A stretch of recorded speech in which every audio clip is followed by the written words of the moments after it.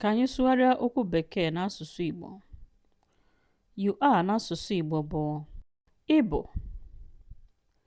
They are, ha bụ.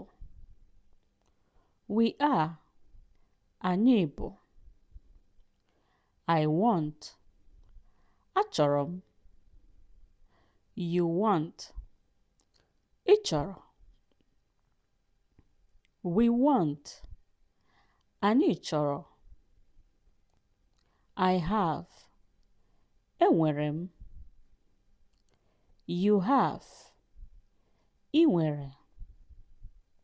We have, anyị nwere.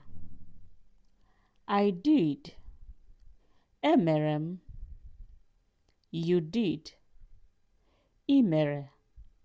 What is we did in Igbo language?